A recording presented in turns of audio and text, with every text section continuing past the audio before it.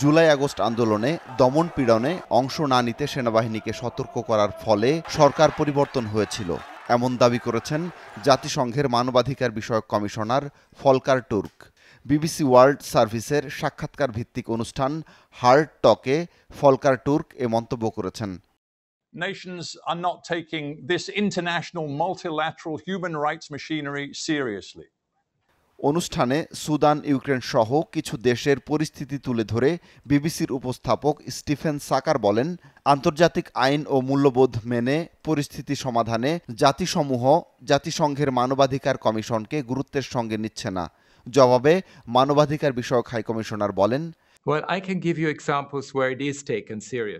আমি আপনাকে উদাহরণ দিচ্ছি যেখানে এটা গুরুত্বের সঙ্গে নেওয়া হয়েছিল। আমি গত বছরের বাংলাদেশের উদাহরণ দিচ্ছি। আপনি জানেন, জুলাই আগস্টে সেখানে ছাত্রদের ব্যাপক বিক্ষোভ হয়। শেখ হাসিনা সরকারের আমলে তাদের উপর ব্যাপক নিপীড়ন চলছিল। তাদের জন্য বড় আশার জায়গা ছিল, আসলে আমরা কি বলি, আমি কি বলি, আমরা কি করতে পারি, এবং আমরা ওই পরিস্থিতির ওপর আলোকপাত করি।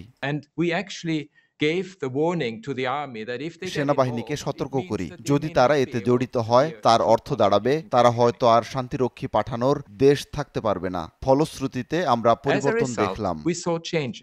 বাংলাদেশে মানবাধিকার পরিস্থিতির ওপর জাতিসংঘের অনুসন্ধান নিয়েও কথা বলেন ফলকার টুর্ক। তিনি বলেন, অধ্যাপক ইউনূস যখন অন্তর্বর্তী সরকারের প্রধান উপদেষ্টার দায়িত্ব নিলেন, তিনি আমাকে তাৎক্ষণিকভাবে বললেন, আপনি কি একটি তথ্যানুসন্ধানী দল পাঠাতে পারেন, পরিস্থিতির ওপর গুরুত্ব দিতে পারেন এবং সেখানে যা ঘটেছে তা তদন্ত করতে বললেন। আমরা এগুলোই করেছিলাম এবং এটা কার্যত সাহায্য করেছিল। আমি গত বছর বাংলাদেশে গিয়েছিলাম।